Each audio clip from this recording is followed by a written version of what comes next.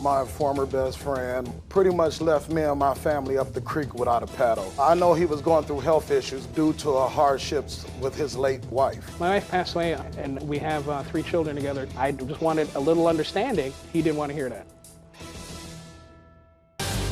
Plaintiff Brandon Ferguson is suing his former best friend for $3,600 for unpaid rent.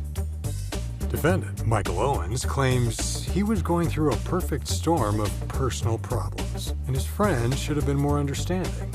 He says he owes nothing. Please raise your right hand. Do you swear the testimony you're about to give is the truth, the whole truth, and nothing but the truth? I do. I do. Thank you. You can have a seat, ma'am. The Honorable Judge Jerry Springer now presiding. Good morning, Your Honor. Good morning, Najee. This is case number 084 on the docket, Ferguson versus Owens. Thanks, Najee. You're welcome, Judge. Today, actually, I'll be delivering a virtual verdict because through the magic of television, we are about 2,000 miles apart. I am here with my bailiff, Najee. We are in Stamford, Connecticut. You guys are in Minneapolis. So anyway, welcome. Let me see. We have the plaintiff here, Brandon Ferguson, and you are suing, what it says here, your former best friend, Michael Owens, for $3,600 for unpaid rent. Okay, Brandon, why don't you start? Good morning, Your Honor. My former best friend, Michael Owens, pretty much left me and my family up the creek without a paddle when he unexpectedly moved out. Okay, Yeah, I mean, it frustrates. We moved in together prior to this situation at this new place. We moved in together, him moving in with my family, my wife, due to hardships with his late wife. So I just wanted to help a friend out, in a time of need, And Sure. we decided to get a bigger place so it can accommodate everybody. And how many are in your family? I have a 4-year-old boy and a 14-year-old daughter, and my wife. So it's 4 of us already. Okay. In February of 2020, me, Mr. Owens, and my wife, we decided to get a bigger place to accommodate everybody so everybody have their own space. My Exhibit A, it shows how much the rent was. It was $10.50 a month. Me and Mr. Owens agreed to go half on the rent, which $525 each. And prior to that, my rent at my other place was only $700 a month. So with Mr. Owens coming into the household and us getting this new place, the rent was extremely higher than what it normally was. And everything was going fine and well and good, in the beginning. And I just noticed certain things wasn't getting done around the house. Grass, for one. Just anything, laundry, dishes, bathroom. And Mr. Owens, I know he was going through health issues, but, he'll pay my daughter a few bucks to take care of the cleaning process that he couldn't do. I didn't think that was right. I felt like, he was getting off easy. And then it wasn't getting done properly because you're having a child do it. Your Honor, I believe that this is a frivolous suit. Okay, so you had disagreements because you thought he should have been doing more around the house. Did you ask him to leave? No, not in the... Oh, okay. All right. Yeah, I couldn't do that because he signed this lease as well. I'm not in a position to kick nobody out. So I'm looking at the lease, and you're right. You, your wife, and the defendant, Michael Owens, you all signed this lease. So you're all on the lease. Correct. Okay. When did he leave? Why did he leave? He ended up meeting a lady friend, which is my wife's sister. So I don't know if that made the transition easier for him to leave or whatnot, but he decided to leave because we got into a disagreement about him paying my daughter to do his chores or his household work. How did you know he was going to be moving out? Because after I text him to let him know, hey, I'll clean the bathroom, you take out the garbage. And when that didn't get done the next day because garbage run on a certain day and now the garbage been picked up, so now we're overflowed, he sent me a text message saying I'm moving out. Like, I didn't think me telling you to take out some garbage was gonna warrant you to just pick up and leave. You know, so my wife ended up waking me up one morning, one afternoon, and she heard noise going on upstairs. And she said, I think, you know, he's moving out. So I went upstairs to get some understanding and see what was going on. And I see the defendant moving his stuff out. I was at a loss of words. That's fine if you move out, just uphold your responsibility with this lease and continue doing your fair share, what we all agreed upon. First of all, did that bother you that he was now dating your wife's sister? No, I thought that would actually be a good thing, you know? Oh, okay. But you are upset now because he's on the lease, and if he moves out, you're bringing this suit because you still want him to be paying the rent that he had promised to pay when he signed the lease. You're stuck now with him out of the house, not paying his share. You all of a sudden have $1,050 a month rent to pay, and that may be more than you can afford. Right. Okay. Let me hear from the defendant now. Michael, what's the deal with that? What's my issue here is that he terminated a friendship prematurely over a total misunderstanding, and that's what hurt me. I am currently a dialysis patient. I work rotating shifts, first, second, and third shift. At the time, I was doing home dialysis when we spoke about taking out the trash and cleaning the bathroom. I got to bed late, so I had to stay plugged in to dialysis for 8 to 10 hours. And you have the treatment, you have it several times a week, right? 3 days a week, Tuesdays, Thursdays, and Saturdays for 4 hours a clip. Okay, so what you're saying, if I understand it, is because of your dialysis treatment, and you had a job? Yes, I still work. Okay, currently. So you're explaining to me why you guys had a disagreement, and you're saying, hey, I know I wasn't doing a lot of stuff around the house, but I'm dealing with my dialysis, I've got a job. Am I paraphrasing you correctly that this is kind of what you're dealing with, and this was the basis of your guys' disagreement? Yes.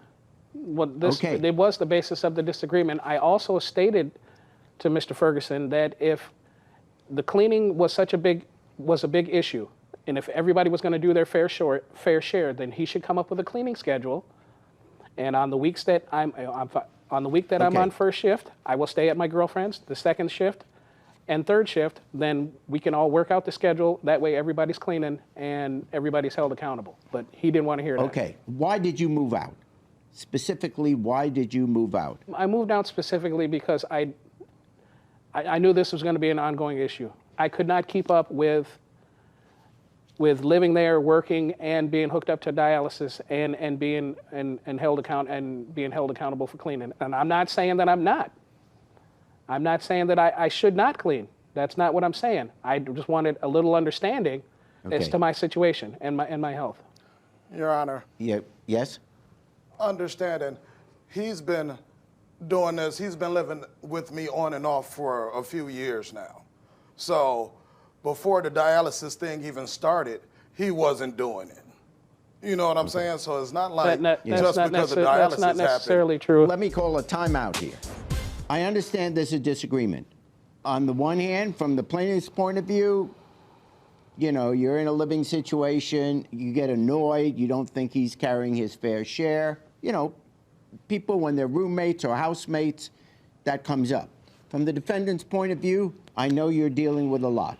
You know, you're dealing with more than most people ever have to deal with. So my heart goes out to you on that. We have a witness. Yes, my wife, Your Honor. Okay, let's bring your wife up there so I can hear from her. Good morning, Your Honor. Yes, what can you add to this? I would just like to state, being in the situation, our financials definitely was a struggle after he moved out. Up and leaving, it was something that I had to go through every assistance, every program, housing, just to try to accommodate us just to have a stable living situation. It's not like we can just up and find another roommate or a stranger to come in the house when I only have, a 14-year-old daughter and a 4-year-old son. So to me, it was I can't believe you did it, just to up and leave, not to come and talk about the situation. Also, Your Honor, even with this going on, I didn't even sue him for the half, you know, the 525. I knocked it down to 450. I knocked it down to 450, the utility bill. We're not even worried about that. And the house is furnished. It's a nice place. So and the I'm still your $450 a friend. month, I get you. So the $450 a month, 8 months of non-payment is the $3,600 you're suing for. Correct. Because if I would have sued so for the please 525. understand, now I understand in your statement to Michael, and certainly that adds to your pain, the passing of your wife. Was this an issue? Yes. My wife passed away on the 3rd of July, maybe 2 or 3 weeks prior to, or after me leaving the dwelling with Brandon. So, we have 3 children together, 2 of which are underage. So I would have had to move anyway. There was no way I would be able to have two children, 2 teenagers in a one bedroom inside of a house with other people. So I would have had to move out anyway. It was unforeseen.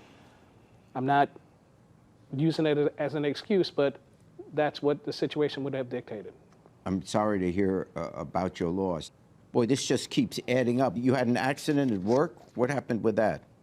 2 weeks after I initially moved out, I was at work. I got my fingers caught in a rollers, and it took off the top of my index finger and crushed the middle finger. Yeah, it was not pretty. Not pretty at all. No. So I continue to still going through a lot and doing the best I can to deal and being a single parent. I understand that. And you also made a statement about the plaintiff not going to your wife's funeral? Yes. That hurt. Your Honor, that hurt. Only reason is because, like you said, some unforeseeable things happened, and I couldn't make it. I've been there for almost a decade. When have I not been there? If I could, I would have made it. We were friends for 10 years. I know. Friends make sacrifices for one another. When I listen to this, and you know, I'm saddened because I see 2 guys that ought to still be best friends. When a friend's in trouble, you you just step in and you do whatever you can. I think, listening to both of you, over the 10 years, the plaintiff has been a good friend until... And vice versa. And the defendant has been a good friend to the plaintiff. So I'm seeing a great friendship here. And it's easy to be a friend when everything's going good. It's easy to be a friend when, let's just do some fun stuff together. 2 people like to fish, let's go fishing, that's great. But the real test of friendship is when it's not just going out having a fun time, it's when one of your friends is in trouble, and are you there? Are you there? You should know about friendship because you've been friends for so long. So I really wish there was a way to deal with this. Frankly, I wish you weren't in court. There still was a way not just to be packing your bags and not even telling him you're leaving. I mean, you're a grown-up, and yes, you're going through tough times, but you got to then talk it out. There's enough material there to save this friendship. But you're coming to me, and my responsibility is to tell you what the law is. What I have here are 2 guys that were best friends, you know, good relationship, helping each other out in times of need, and you're having a dispute. But you did sign the lease. And if people were allowed to get out of their lease because they're having a disagreement with their roommate, then no lease would ever have any force of law. It wouldn't mean anything. You sign a lease, and if you want to get out, you just say, oh, we're having an argument. I'm out of here. I don't like him anymore. I don't like who he's dating. I don't like the hours that he keeps. In other words, I'm not picking sides in who's right in this disagreement. I am saying unless it is an extreme case where the place isn't livable anymore, you signed a lease which, you know, there's this theory of detrimental reliance. In other words, the plaintiff got a bigger place to live so he would accommodate you, his best friend, and so that you could all be living together. He benefited, true. He benefited by going to this bigger place. He would also have lower rent to pay. So I understand there was a benefit for both. But if, in fact, you weren't going to live there, or you weren't going to live out the full lease of the year that you signed, he never would have moved in because he couldn't afford the $1,050 a month. It was never my intention to break the lease, Your Honor. I know it wasn't your intention. I understand that. But even if it wasn't your intention at the beginning, it is what you are doing now. You left him with 8 months of rental payments that he never would have taken on if you hadn't initially signed the lease with him. Now, in a similar situation, the law says, even if, for example, you moved out, he has to do what he can reasonably to mitigate the damages. In other words, perhaps find another roommate. But when you're asking someone to move in with your family, it can't be a stranger. It was fine for you to live with them because you guys are friends for years, and the families are friends. But he can't now suddenly put an ad in the paper and move in with my family and my 2 kids. So that's not reasonable to ask him to do that. So quick to dismiss our friendship from the start. And so I have no choice. And I feel badly about it, but I can't justify any other decision. He's stuck with a lease that he never would have gotten into had you not joined in on the signing. When you sign on the line, and I will pay the rent, my share of the rent for the next year, and I signed on it, that's it. So I do find for the plaintiff in the sum of $3,600. Thank you, Your Honor. Hopefully I can still be friends with Mr. Owens after this because it's not worth losing a friendship over. I would love that if we could patch up our relationship. It's been 10 years plus, and I don't think something this small should cause such a big rift between the two of us. When the defendant moved out of my house, it put a strain on me and my sister's relationship. This all could have been avoided if we just would have talked it out and possibly helped with a little assistance on what you owed, and that would have been okay with me. Hey YouTube, thanks for watching. For more Judge Jerry, click here. For more Jerry Springer, click here.